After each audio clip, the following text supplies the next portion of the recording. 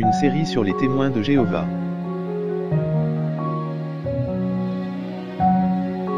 Les faits essentiels.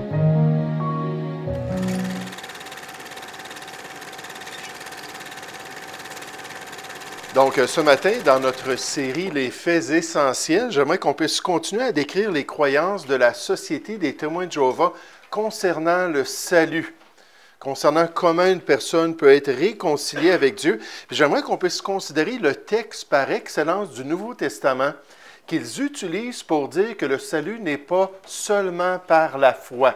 Ce n'est pas seulement ce que Jésus a accompli sur la croix qui nous permet d'être sauvés, puis il se tourne toujours vers le même passage qu'on va voir dans un instant.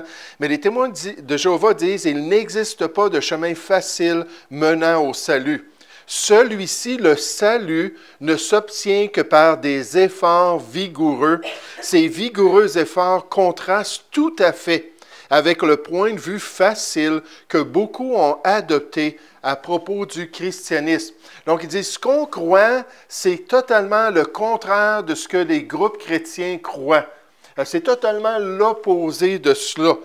Ils disent, non, la Bible n'enseigne pas la doctrine une fois sauvé, sauvé pour toujours. Quand on dit à un témoin de Jéhovah, moi, je suis sauvé. J'ai mis ma foi en Jésus-Christ, j'ai reçu la vie éternelle, j'ai la paix avec Dieu. Ils vont commencer à rire. Ils vont dire, vous avez été séduits. On vous a trompé totalement. Ce n'est pas ce que la Bible enseigne. On ne peut pas savoir qu'on est en route vers le paradis. On ne peut pas savoir que Jéhovah va nous accepter. Ça n'existe pas dans la parole de Dieu une sécurité comme cela. Ce n'est pas ce que Dieu s'attend de nous, mais pas du tout. Et pour démontrer cela, ils vont tout de suite dire, regardez avec moi dans Jacques chapitre 2. Puis dans Jacques chapitre 2, Jacques dit, mes frères, que sert-il à quelqu'un, à partir du verset 14 jusqu'au verset 20, que sert-il à quelqu'un de dire qu'il a la foi s'il n'a pas les œuvres? Puis là, il dit, la foi peut-elle le sauver? Puis là, ils vont s'arrêter là-dessus. Écoutez, là, la Bible est claire ici. Est-ce que seulement avoir la foi, on peut être sauvé? Il dit, si un frère ou une sœur sont nus et manquent de la nourriture de chaque jour, et que l'un d'entre vous leur dise, allez en paix, chauffez-vous et vous rassasiez, et que vous ne leur donniez pas ce qui est nécessaire au corps, à quoi cela sert-il? Donc, avoir une profession de bienfaisance, mais ne pas agir, qu'est-ce que ça a changé dans la vie de ces gens-là qui sont dans le besoin? On nous dit, il en est ainsi aussi de la foi. Si elle n'a pas les œuvres, elle est morte en elle-même, elle ne sert à rien. Mais quelqu'un dira, toi tu as la foi, et moi j'ai les œuvres. Montre-moi ta foi sans les œuvres, et moi je te montrerai la foi par mes œuvres. Tu crois qu'il y a un seul Dieu, tu as la foi comme les démons, tu fais bien, les démons le croient aussi, ils tremblent. Veux-tu savoir, ô homme vain, que la foi sans les œuvres est inutile? Puis là, Jacques continue, puis il donne deux exemples. Il donne l'exemple, premièrement d'Abraham. Il dit, Abraham, notre père, ne fut-il pas justifié par les œuvres? Lorsqu'il offrit son fils Isaac sur l'autel, il dit, c'est clair, là, il a eu cette justification-là à cause de cet acte-là. Tu vois que la foi agissait avec ses œuvres et que par les œuvres, la foi fut rendue parfaite. Ainsi s'accomplit ce que dit l'Écriture. Abraham crut à Dieu et cela lui fut imputé à justice. Il a reçu la justice de Dieu et il fut appelé ami de Dieu. Vous voyez que l'homme est justifié par les œuvres et non par la foi seulement. Puis là, ils vont donner l'autre exemple que Jacques présente, l'exemple de Rahab, la prostituée. Rahab, la prostituée, ne fut-elle pas également justifiée par les œuvres? Lorsqu'elle reçut les messagers et qu'elle les fit partir par un autre chemin, comme le corps sans âme est mort, de même la foi sans les œuvres est morte. Puis là, il se tourne vers les gens et dit, voyez-vous ce que la parole de Dieu enseigne? On n'est pas sauvé par la foi seule. Maintenant, ce n'est pas ça que Jacques veut dire ici. Puis j'aimerais vous montrer ce matin que ce que Jacques est en train de dire, ça s'harmonise avec le restant des Écritures. Il faut juste aller un petit peu plus profondément. Il faut juste analyser un petit peu. Puis moi, je crois vraiment que la théologie qui glorifie Dieu, c'est la théologie qu'on appelle de l'harmonisation. Dieu ne se contredit jamais. Dieu est totalement cohérent dans tout ce qu'il dit et il faut analyser les choses puis les faire harmoniser. Maintenant, comment est-ce qu'on peut comprendre ce que Jean dit lorsque la Bible est très claire? On l'a déjà vu, Éphésiens 2,8, ça dit « Car c'est par la grâce que vous êtes sauvés, par le moyen de la foi. Et cela ne vient pas de vous, c'est le don, le cadeau de Dieu. Ce n'est point par les œuvres, afin que personne ne se glorifie. » Voyez-vous, Jean, que c'est ambigu un peu. Il faut aller un peu plus profondément pour l'analyser. Mais il y a des passages sans équivoque. Il y a des passages qui sont très clairs où on parle du salut, on nous dit le moyen du salut, on nous dit comment est-ce qu'on est sauvé. Et Dieu nous dit d'accepter cela. Il ne faut pas mettre des ténèbres sur ce qui est clair dans la parole de Dieu. Il ne faut pas jeter du doute sur ce qui est convaincant venant du Seigneur. 2 Pierre 3,16 nous dit c'est la tactique des sectes. Des passages difficiles, on tord le sens de ces passages-là pour faire dire à la parole de Dieu le contraire de ce qu'elle dit. Mais la Bible est très claire que la grâce et les œuvres, ça ne fonctionne pas ensemble. Un, c'est un cadeau qu'on ne mérite pas, et l'autre, c'est des efforts humains pour obtenir quelque chose. Dieu dit c'est un ou l'autre. Puis il dit en fait, non, c'est un seulement, c'est la grâce. Vous êtes sauvés par la grâce. Or, si c'est par grâce, Romains 11 nous dit, ce n'est plus par les œuvres. Autrement, la grâce n'est plus une grâce. Et si c'est par les œuvres, ce n'est plus une grâce. Autrement, l'œuvre n'est plus une œuvre. Dieu dit, on ne peut pas mélanger les deux concepts. Soit que c'est un cadeau de Dieu, puis on le reçoit entièrement à cause de Jésus-Christ qui l'a accompli, ou c'est quelque chose dont moi, je peux accomplir une part. Puis Dieu dit non, c'est un ou l'autre. Comme on a déjà vu dans Tite 3, on nous dit, mais lorsque la bonté de Dieu, notre Sauveur, et son amour pour les hommes ont été manifestés, il nous a sauvés. Puis ça, c'est un fait historique. C'est un événement du passé. Je peux dire « je suis sauvé ». D'après le temps du verbe grec ici, je peux dire « je suis pardonné ». Je suis justifié. Mais il nous a sauvés non à cause des œuvres de justice que nous aurions faites. Paul dit « ce n'est pas la base ». Mais selon sa miséricorde, à cause de son pardon en Jésus-Christ, par le baptême de la régénération, la nouvelle vie qu'il nous donne et le renouvellement du Saint-Esprit. Puis Paul continue juste un peu plus loin, afin que justifié par sa grâce. Il revient au moyen que Dieu a choisi de nous sauver, c'est par le don que Jésus a payé sur la croix. Nous devenions en espérance héritiers de la vie éternelle. Galates 2,16, on pourrait mentionner des dizaines de versets ce matin. C'est tout à travers le Nouveau Testament que le moyen de salut, c'est un cadeau accompli par Jésus-Christ. Il a dit, tout est accompli, c'est fait, c'est payé à 100%. Néanmoins, sachant que ce n'est pas par les œuvres de la loi que l'homme est justifié ou qu'il est sauvé, mais par la foi en Jésus-Christ, nous avons, nous aussi, cru en Jésus-Christ, afin d'être justifiés par la foi en Christ et non par les œuvres de la loi, parce que nul chair ne sera justifié par les œuvres de la loi. Maintenant, comment est-ce qu'on peut réconcilier ces deux passages-là ou ces deux vérités-là? Les réformateurs, surtout Martin Luther, lorsqu'il était au château de Wartberg en isolement, il était poursuivi par l'Empire romain, par l'empereur Charles V en 1521 qui avait vraiment demandé son arrestation, son exécution. Donc, il était en isolement, puis il était dans le château, puis il a décidé de prendre la Bible puis de la traduire en allemand. Puis il l'a fait, il a travaillé des années de temps pour donner la Bible allemande. Et quand il est arrivé à Jacques chapitre 2, il a bloqué. Puis là, il a consulté ses amis, puis il a dit, « Je ne peux pas traduire ce passage-là. C'est le contraire de tout ce que le restant du Nouveau Testament dit. » Puis là, Mélenchon, qui était un de ses amis, a dit, « Écoute, on va l'analyser un petit peu, puis je vais contacter Jean Calvin. » Puis je vais parler avec Jean Calvin pour voir, lui, c'était comme le réformateur le plus évangélique, le plus théologien, le plus connaissant des langues originales. Puis finalement, ce qui est revenu comme message, c'est que ce n'était pas contradictoire.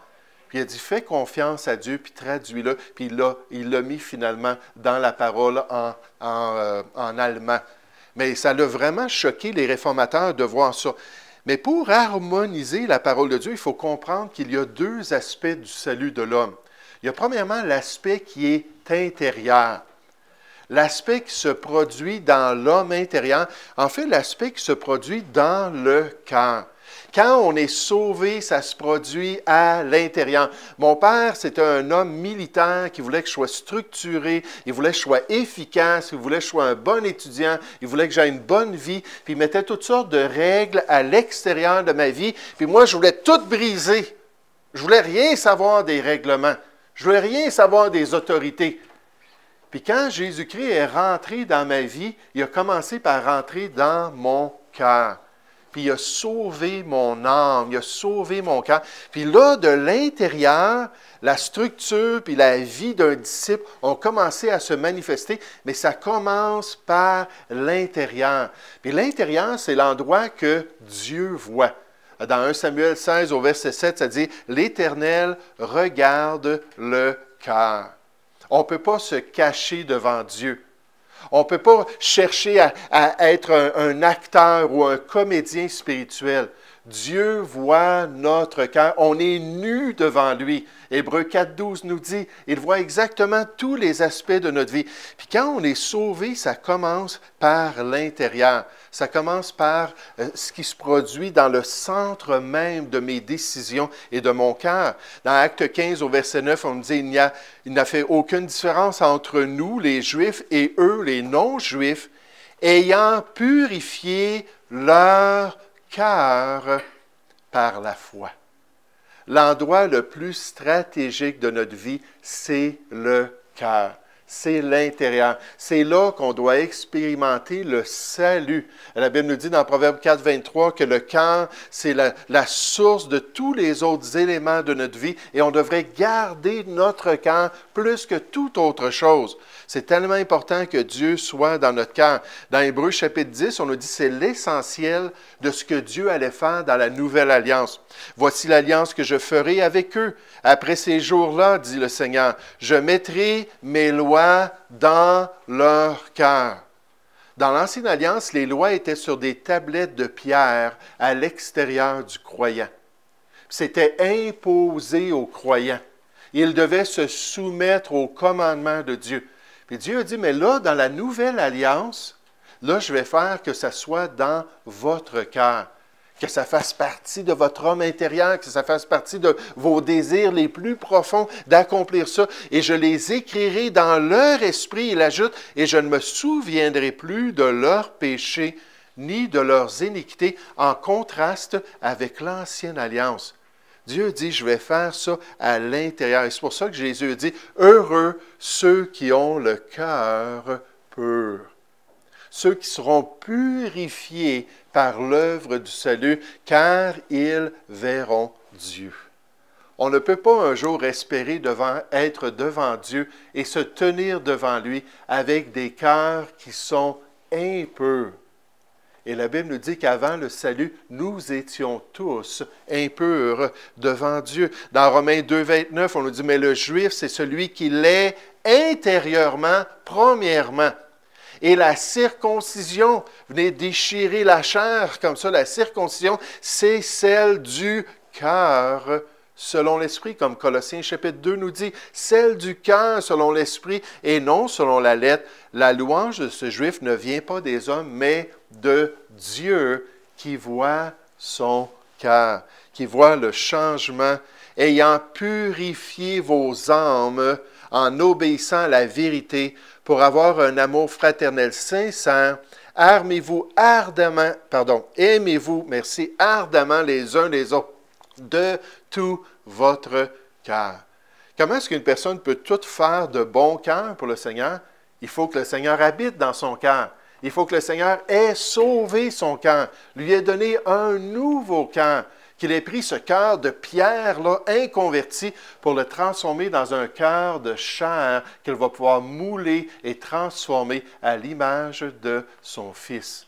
Mais la première chose qu'on doit comprendre, c'est que le salut dans les Écritures revient toujours à l'état de notre cœur, ce qui se passe à l'intérieur.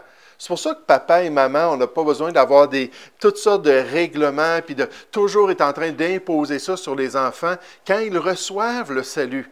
Parce que là, ces choses-là vont être dans leur cœur. Oh, ça ne sera pas parfait, mais au moins, il va y avoir une poussée de cœur, un désir intérieur, puis une volonté de pouvoir accomplir ces choses-là et de pouvoir se soumettre à la volonté de Dieu. Mais ici, Jacques n'est pas en train de parler de ce qui se passe dans le cœur, puisque Dieu voit. Il est en train de parler d'un autre aspect du salut. Ce deuxième aspect-là, c'est un aspect extérieur. C'est un aspect que les autres peuvent voir. Quand on est sauvé, Dieu voit le cœur. Mais quand on est vraiment sauvé, Dieu veut que les autres puissent voir qu'on est une nouvelle créature. Puis il parle des fruits tangibles qui vont se développer dans la vie des gens et il nous dit que l'homme va pouvoir voir ces fruits-là. Là, ça va devenir quelque chose d'évident. Vous savez, quand on regarde l'épître de Jacques, il y a une chose qui ressort de tout le contexte de cette épître-là, c'est que Jacques, c'est un homme très pratique. C'est un homme concret. C'est un homme qui était efficace dans son enseignement, qui voulait que les chrétiens puissent comprendre, voici comment on doit se comporter. Et les 5 chapitres, c'est tout ça que ça fait. Ça parle continuellement, voici ce qui doit changer dans votre vie. Puis là, quand Jacques parle de ceux qui disent qu'ils ont la foi, ceux qui disent qu'ils sont sauvés par cette foi-là, mais qu'il n'y a pas de changement dans leur conduite, il leur dit, vous n'avez rien compris. Il n'est pas en train de dire, on va le voir dans un instant, il n'est pas en train de dire, vous êtes sauvés par les œuvres, mais si vous êtes sauvés, il y a des œuvres qui vont suivre. Les réformateurs disaient ça, on est sauvés par la foi seule. La Bible est très claire, mais quand on est sauvé, la foi ne demeure pas seule. Quelque chose doit se produire. Quelque chose doit se manifester. Un arbre doit porter du fruit. Puis Jean dit, ça ne sert à rien de dire que vous avez la foi si votre vie n'est pas changée. Est-ce que vous pensez que vous êtes vraiment sauvé? Non, pas du tout si vous n'avez pas une nouvelle vie en Jésus-Christ. Je veux juste vous faire remarquer ça dans les Écritures. Jésus a dit aux chefs religieux qui paraissaient très beaux aux yeux des hommes, il dit « race de vipères ». Comment pourriez-vous dire de bonnes choses? Ils viennent de dire que les miracles de Jésus, ça vient de l'ennemi de Dieu. Là, ils ont dit ça devant tout le peuple. Croyez pas en lui, là. C'est le démon lui-même qui est en train de faire ces œuvres-là au milieu de vous. Il dit, comment pourriez-vous dire de bonnes choses, méchants comme vous l'êtes? À l'intérieur, vous êtes tellement méchants. Vous êtes tellement contraire à dire à Dieu. Mais c'est évident que ça va paraître aux yeux des hommes. Il dit, car c'est de l'abondance du cœur que la bouche parle. Hein, le cœur, c'est un flot qui doit se manifester dans nos actions, dans nos paroles, nos attitudes. Il dit, l'homme bon tire de bonnes choses de son bon trésor. Quand on est sauvé, Dieu transforme l'intérieur et ça va paraître. Et l'homme méchant tire de mauvaises choses de son mauvais trésor. Puis des fois, il y a des chrétiens que c'est dur de voir qu'ils ont un bon trésor parce qu'il n'y a pas de bonnes œuvres qui viennent avec. C'est ça que Jacques est en train de dire. Il dit, vous les reconnaîtrez à leurs fruits. Cueille-t-on des raisins sur des épines ou des figues sur des chardons? Ce n'est pas du tout le bon arbre. Tout bon arbre porte de bons fruits, mais le mauvais arbre porte de mauvais fruits. Un bon arbre ne peut porter de mauvais fruits s'il reste connecté, branché à la source, ni un mauvais arbre porter de bons fruits. C'est donc à leurs fruits que vous les reconnaîtrez. Si ça s'est produit intérieurement, ça va commencer à se manifester extérieurement. La Bible nous dit, si quelqu'un est en Christ, en Jésus-Christ, si quelqu'un est sauvé, il est une nouvelle créature. Les choses anciennes sont passées, voici toutes choses sont devenues nouvelles. Vous dites, oui, mais il y a des choses anciennes qui reviennent des fois. Oui, effectivement. si on ne fait pas attention, si on ne veille pas sur notre cœur, et si on sème pour le vieil homme, effectivement, on va avoir certaines tendances. Mais est-ce qu'il y a des choses nouvelles qui paraissent? Est-ce que la caractéristique, c'est qu'on change? La caractéristique, c'est qu'on grandit spirituellement et on met en pratique la parole de Dieu? La Bible nous dit dans Éphésiens 4, au verset 24, « Et à revêtir l'homme nouveau. » Quand on est sauvé, il y a un nouvel homme. Il y a une nouvelle personne de disponible. Puis là, Dieu dit, on peut juste choisir de le revêtir, de lui donner le contrôle. L'idée d'un vêtement dans les Écritures, ça représente le genre de vie qu'on va vivre. Est-ce que ça va être une vie de justice? Est-ce que ça va être une vie d'obéissance? Est-ce que ça va être une vie de pratique de la parole de Dieu? Puis le nouvel homme, lui, c'est des bons fruits qu'il peut produire. On nous dit en tant que chrétien, il faut apprendre à revêtir l'homme nouveau, créé selon Dieu, dans une justice et une sainteté que produit la vérité. Et c'était ça le problème avec les chefs religieux. Ils voulaient se revêtir de la justice de Dieu, mais sans laisser Dieu changer leur cœur. Aux yeux de Dieu, toute leur justice était souillée. Toute leur justice était corrompue parce que ça venait d'une mauvaise source. Puis Jésus a dit, « Pharisiens aveugles, nettoie premièrement l'intérieur de la coupe et du plat, afin que l'extérieur aussi devienne net. » Oh, je pense que dans les églises chrétiennes, il y a des gens qui sont très faibles spirituellement parce qu'ils font comme ces chefs religieux-là. Ils sont là, ils entendent les enseignements de la parole de Dieu, ils ont un attachement pour Dieu, comme Saul de Tarse, qui voulait servir Dieu avec sa vie. Ils ont un attachement pour Dieu, même peut-être qu'ils ont un amour pour la parole de Dieu, mais ils n'ont pas la nouvelle vie, le nouvel homme. À l'intérieur, ça n'a pas été purifié. Puis là, ils font tous leurs efforts, c'est tellement pénible, parce qu'ils ne laissent pas Dieu transformer l'intérieur pour que l'extérieur aussi devienne net. Et c'est exactement ce que Jacques est en train de dire dans son épître. Si vous voulez, on va juste relire ce qu'il dit. Il dit, « Mes frères, que sert-il à quelqu'un de dire? » Donc, voici ma profession. Voici ce que je suis en train de dire aux yeux des autres. Dieu, lui, il voit ma relation. Il sait si je suis sauvé aux autres ou non. Mais il dit, qu'est-ce que ça sert de dire qu'il a la foi s'il n'a pas les œuvres? Pratiquement parlant, l'être humain a besoin de voir des fruits dignes du salut.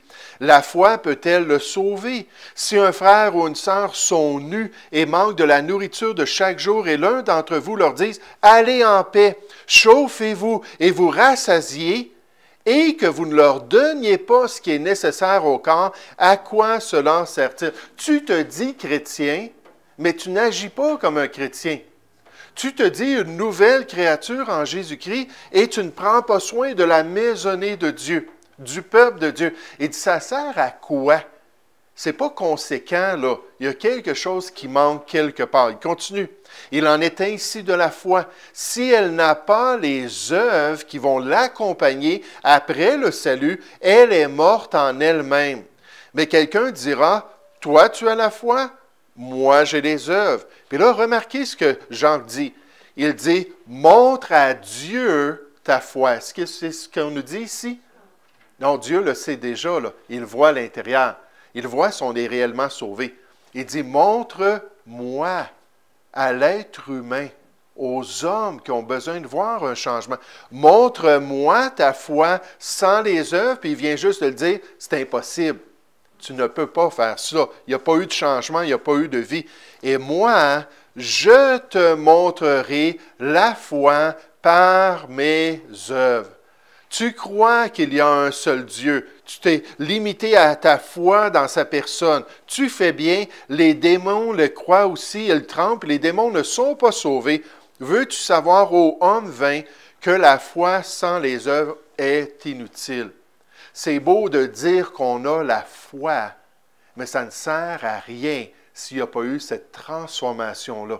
S'il n'y a pas des fruits dignes qui démontrent qu'on est sauvé. Puis là, regardez l'exemple d'Abraham. Ça, c'est très important. Il dit, Abraham, notre père, ne fut-il pas justifié par les œuvres lorsqu'il offrit son fils Isaac sur l'autel? Genèse, chapitre 22. D'accord? Souvenez-vous de cela. Il dit, tu,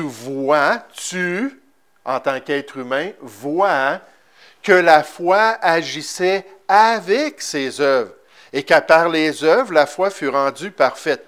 Ainsi s'accomplit ce que dit l'Écriture, Abraham crut à Dieu. Ça, c'est Genèse chapitre 15. Est-ce que quelqu'un qui sait il y a combien de temps entre Genèse chapitre 15 et Genèse chapitre 22? Est-ce qu'il y a une semaine qui ont passé entre les deux? Est-ce qu'il y a quelques années qui ont passé entre les deux? Il y a 25 ans entre ces deux événements-là. Quand Dieu a dit à Abraham qu'il allait lui donner un enfant, malgré qu'il était usé de corps, sa femme ne pouvait pas, elle était stérile, Dieu dit, je vais te rendre capable d'avoir des enfants. Puis il a mis sa foi dans la promesse de Dieu. Et à ce moment-là, dans le texte biblique, ça nous dit que ça a été imputé à son cas comme la justice de Dieu. Donc, il est allé à la source du salut en Jésus-Christ que Dieu voyait déjà et il a reçu le salut en Jésus-Christ. Il est devenu l'ami de Dieu. 25 ans plus tard, Dieu le met au test concernant son fils, Isaac. Puis il dit, va, puis donne-moi-le, offre-le. Puis là, il est parti, puis il est allé l'offrir, puis juste avant de l'exécuter, Dieu l'a arrêté. Il a montré à son fils qu'il croyait dans la parole de Dieu. Il a montré à ses serviteurs et à toutes les générations qui allaient lire ça dans la parole de Dieu qu'Abraham, c'était un homme de foi. 25 ans avant cela, Dieu l'a vu que c'était un homme de foi. Entre lui et Dieu, il a cru en Dieu et il a été sauvé. Il est cité dans les Écritures, dans l'Épître aux Romains, dans l'Épître aux Galates, comme le père de la foi et l'exemple qu'on doit suivre de mettre notre foi seulement dans la promesse de Dieu. Puis là, des années plus tard, il l'a démontré aux yeux des hommes. Ça, c'est le contexte de l'Épître de Jean. Ce n'est pas qu'il faut faire des œuvres pour gagner notre salut. C'est qu'Abraham a eu le salut gratuitement par la foi et il a démontré par ses œuvres qu'il avait vraiment la foi. Puis là, on nous parle de Rahab. On ne mentionne pas l'histoire de Rahab, mais elle avait entendu parler du peuple juif et elle a dit, « Tout mon peuple est dans la crainte et tremble devant votre Dieu. » Puis quelque part dans tout ça, Rahab a eu un choix à faire. Est-ce que je reste avec mon peuple ou est-ce que je m'en vais dans le camp de Dieu? Est-ce que je m'en vais avec le peuple victorieux? Puis elle a démontré sa foi en prenant ces espions-là, en les cachant au péril de sa vie, en permettant qu'ils puissent retourner pour donner ces informations-là à Josué et au peuple d'Israël. Comment est-ce qu'on voit qu'elle avait la foi? Par ses œuvres. Mais Dieu l'a envoyé, ces deux espions-là, à Rahab, parce qu'il voyait déjà la foi dans son cœur. Rahab, la prostituée, ne fut-elle pas également justifiée par les œuvres lorsqu'elle reçut les messagers et qu'elle les fit partir par un autre chemin, comme le corps sans âme est mort, de même la foi sans les œuvres est morte. Puis en fait, ce que Dieu nous dit finalement, c'est que ça prend les deux.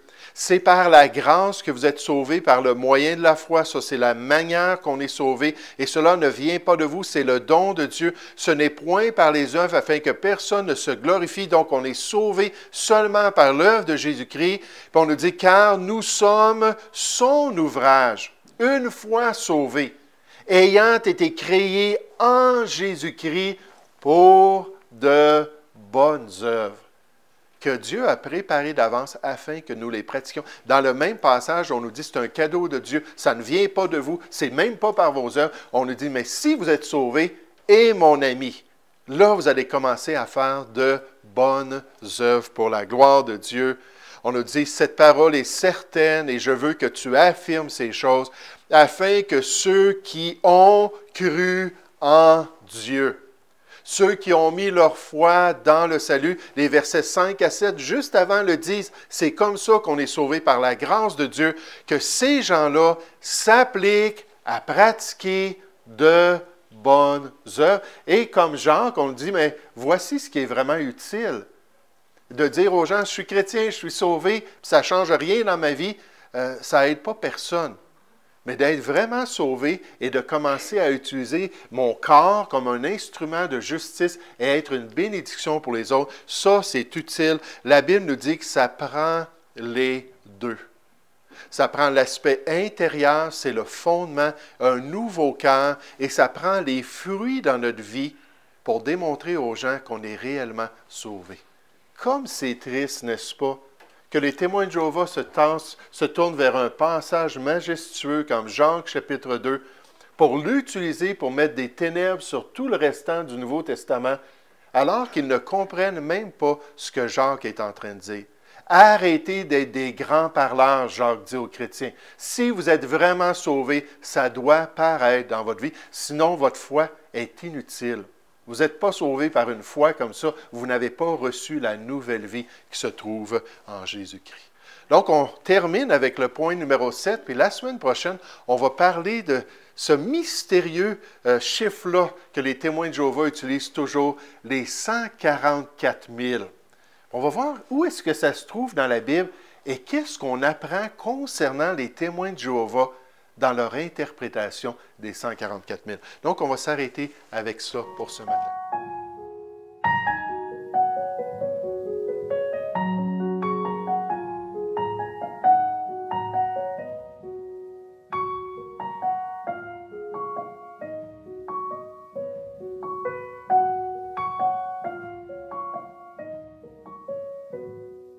Une série sur les témoins de Jéhovah.